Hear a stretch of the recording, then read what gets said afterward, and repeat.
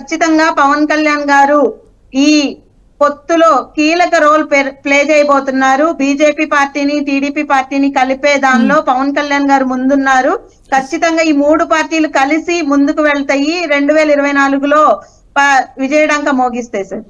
Okay చివరిగా అండి సురేంద్ర నారాయణ గారు చివరిగా. సార్ పవన్ అసలు పొత్తులో మీకు ఎన్ని సీట్లు వస్తాయో ఇంతవరకు క్లారిటీ లేదు. హరిరామ జోగయ్య గారు ఏదో చెప్తున్నారు, ఏమి ఇట్లా రకరకాల కామెంట్స్ ఎన్ని సీట్లు తీసుకోవాలో మాకు తెలుస్తారు. మా నాయకుడికి ఆ వ్యూహం ఉంది, పవన్ కళ్యాణ్ గారికి వ్యూహం ఉంది. ఖచ్చితంగా మీరు ప్రజలు మైండ్ గేమ్ ఆడుతుంది వైసీపీ పార్టీ సార్. పవన్ కళ్యాణ్ గారికి ఫుల్ క్లారిటీ ఉంది.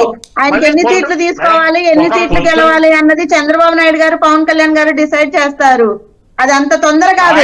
ఎందుకంటే ఇప్పుడు దాకా జాప్యం జరుగుతుంది. టీడీపీలో ఉన్న అసమ్మతి నాయకులు మొత్తం క్యూ కడుతుంటే రేపు వాళ్ళకి సీట్లు ఇవ్వలేని పరిస్థితులు వస్తాయి. ఇప్పటికే ఫుల్ఫిల్ అయిపోయింది. కేవలం అందుకు మాత్రమే సీట్లు జాప్యం జరుగుతుంది. మాకు ఎన్ని సీట్లు తీసుకోవాలో పవన్ కళ్యాణ్ గారికి బ్రహ్మాండంగా తెలుసు. లక్షణాలు లేవు పవన్ కళ్యాణ్ గారు, నాయకత్వ లక్షణాలు లేవు, ఆయన కేడరు లేదు.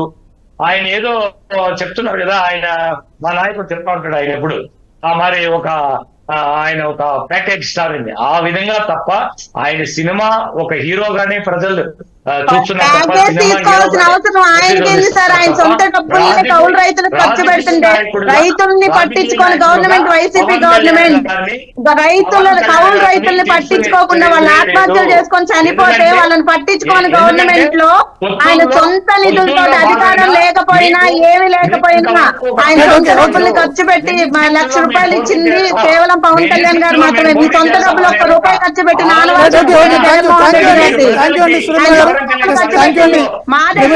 థ్యాంక్ యూ అండి